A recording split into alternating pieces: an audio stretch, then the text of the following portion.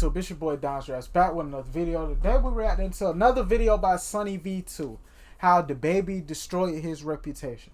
Y'all know in my last video, what did I say? I said, Dababy, his fell off needs to be studied. Dababy's fall off is one that needs to be studied. So today, shout out to Sunny V2 because I love the way he break things down.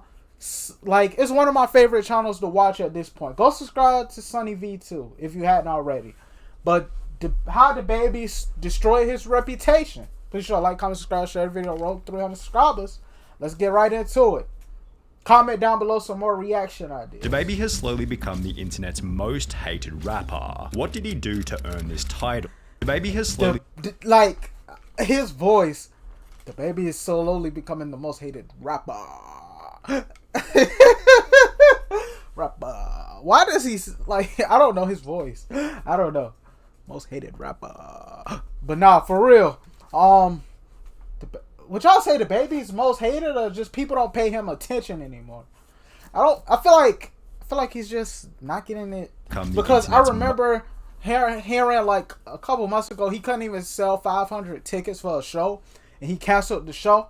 But trust me, if I sell 500 tickets after selling bro, I would have wilded out for them 500 people to wear, man, Dababy or Dimes. He put on a show for like the way he rocked out for them 500 people. I rocked out for them 500 people. You would have thought it'd been a sold out arena. Hated rapper. What did he do to earn this title? Well, his actions range from insulting fans to getting angry at flight attendants. However, the very first thing that began to turn Dababy's audience against him was the time he'd get into a beef with kids YouTuber Jojo Siwa. The argument began after Dababy would post a song titled Beatbox Freestyle, in which he'd hold up a photo of Jojo Siwa and call her a bunch of nasty names. The snippet was instantly shared to Twitter, where it gained over 1 million views and 42,000 likes on a post reading, "What TF did Jojo Siwa do that made Dababy mad like that?" While some joked about Dababy calling her out over a height insecurity, most were simply baffled that Dababy would target a kid's YouTuber. She's literally a child. Kinda out of line, to be honest. Yo, that is funny AF, he really came for a whole kid, which accompanied a post by James Charles reading, "Can someone please explain why Dababy is..." I hate to be that guy, but not really. But James Charles should be the last one trying to criticize Dababy. Out of all the things James Charles has done, you should be the last one trying to criticize Dababy. And that's just me. Because, like, what did he say about Jojo Siwa? When she's 12 years younger, 10 times richer, and 2 inches taller than him. Now, Dababy had absolutely no business in responding to these comments, as they weren't really even criticism. A lot of the responses were supportive, such as, "I don't think he meant nothing of it, probably just needed something to say," and the others were simply surprised that Dababy went there, which is literally how Dababy described his own branding. I'm gonna say, I can't believe he said that. However, despite also stating that he wasn't the type of guy to respond to things online, when it's said outside of music and I'm expected to respond and clear it up without using music, that ain't what I do. It'd still take to Twitter to squash the drama in a post reading, "It's Jojo Siwa. My 3-year-old princess is your #1 fan. I bought her every product you have out. She thinks she you. Don't let her trick you into thinking I'd ever have a problem." I'm trying to find the bar. Like, what did he say that was so bad?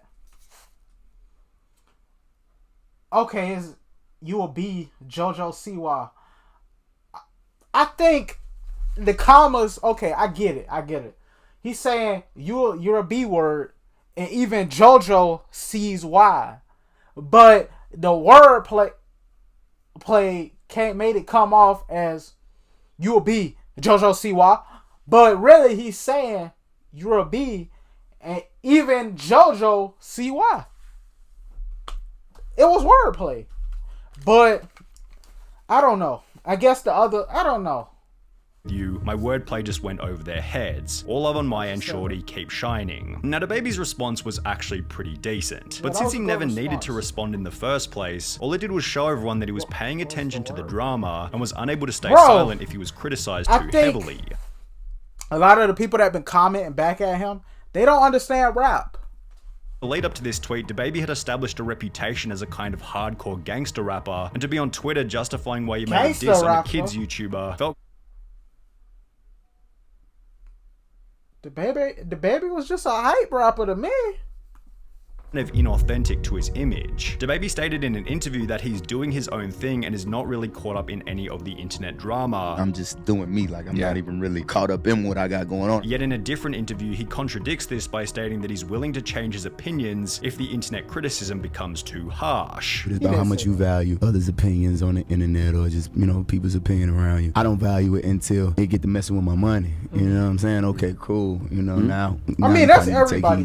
Make some adjustments. While this is certainly a more mature approach, maturity is rarely what people are looking for in music and entertainment. I could be wrong about this, but it often feels as though the personality of the person making the music is just as important as the music itself, and when it comes to hardcore rap, people want to follow the completely unapologetic gangster as opposed to the person who's known for responding to criticism on Twitter. This point feeds perfectly into his response to the Rolling Loud controversy, which happened only 4 months after the incident with JoJo Siwa. Whilst on stage, Dababy would imply that people with HIV weren't welcome at his shows, and since the event was being streamed online, the internet began to discuss the comments immediately. Now, as mentioned in other videos, I don't know what was worse. I don't know if he gonna play it, but I don't know what was worse. Dababy or the DJ or whoever was hyping him up after he was saying whatever he been saying. That's what made it 20 times worse for real.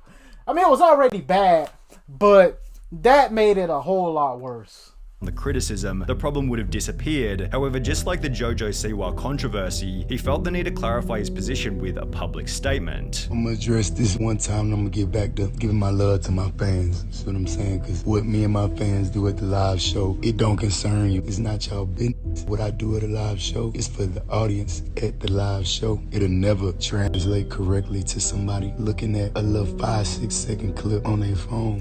But that's not even This Instagram live stream context. only led to more people discovering what he had said, and shortly thereafter celebrities such as Elton John, Madonna and Dua Lipa were stating on Instagram that they were surprised and horrified at Dababy's comments. Dababy stated that he wasn't worried at any point during the Rolling Loud controversy. Were you kind of scared, like how everyone was like trying to cancel you and shit like that? Nah, I wasn't scared. That was probably my problem. However, this is a complete contradiction to his actions, because if he wasn't scared, he wouldn't feel the need to take to Twitter and apologize, which is what he would do after the Instagram live stream. I want to apologize to the LGBTQ+ community for the hurtful and triggering comments I made. Again, I apologize for my misinformed comments about HIV/AIDS, and I know education on this is important. Going back to the problem of authenticity, Dababy would go on to state that he didn't even agree with his own apology. Even though, I don't agree with it, you feel me? Like, if this the example that gotta be made, if this what God want me to go through, you feel me? For whatever reason, let's do it, I'm with it. And that he only put it out because at a certain level, you have to move in a different way. You get to certain levels in it, you gotta make adjustments, you know what I'm saying, and move a certain way. It's simple,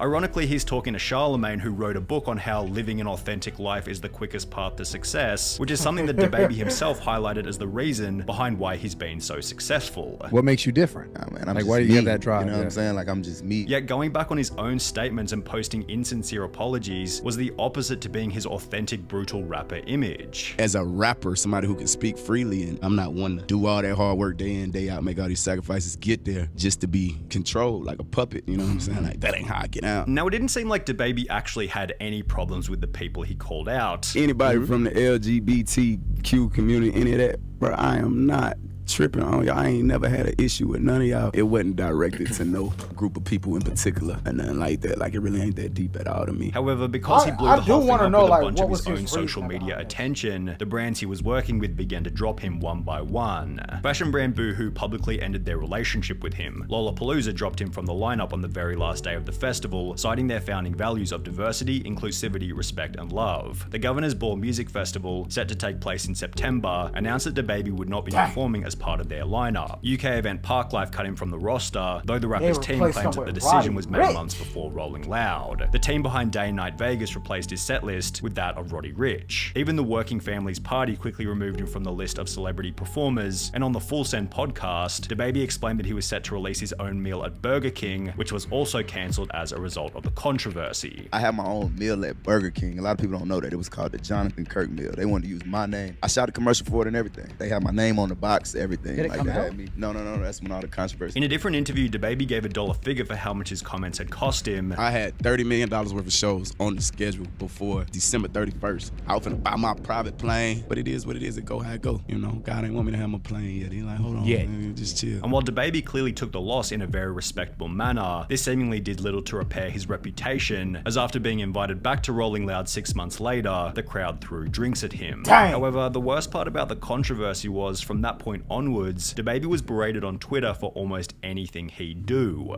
For example, people brought up the time where he'd attack a fan at a club for putting a flashlight in his face, resulting in another apology video. I do sincerely apologize. Keep in mind, I couldn't see you. Accompanying another bizarre clip of him being rejected Oh, whilst yeah, I trying to kiss a remember this. fan, which also warranted some kind of strange Instagram response to the event. And he just kept making mistake after mistake after mistake. Yeah, it's like he kept after doing mistake. thing after thing.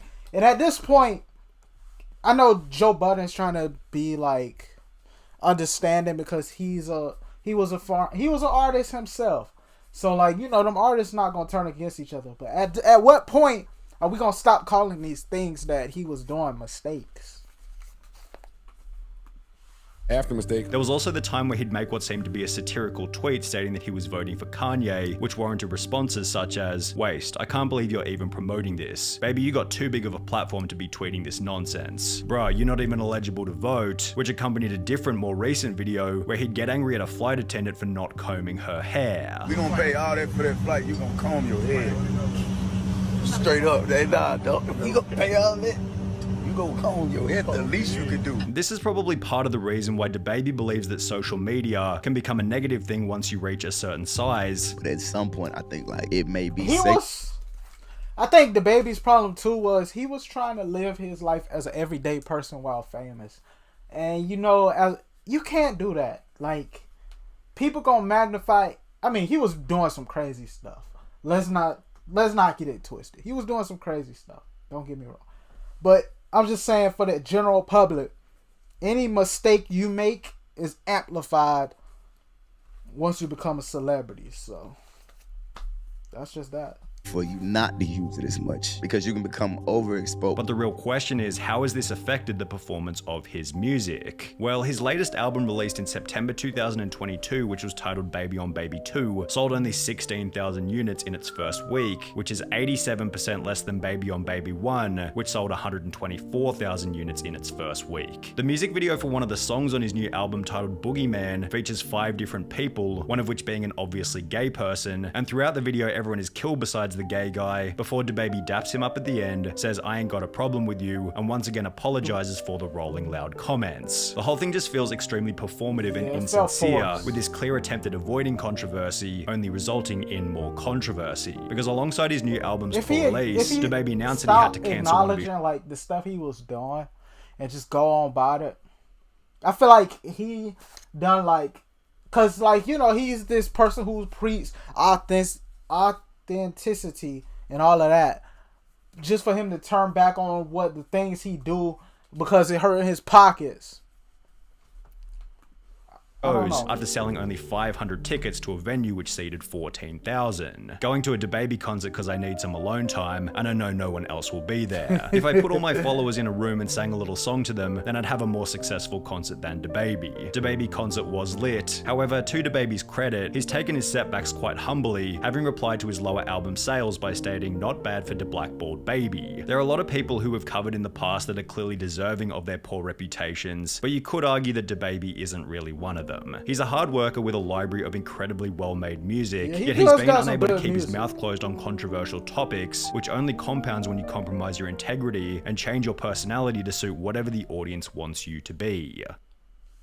That's some heavy stuff right there, man.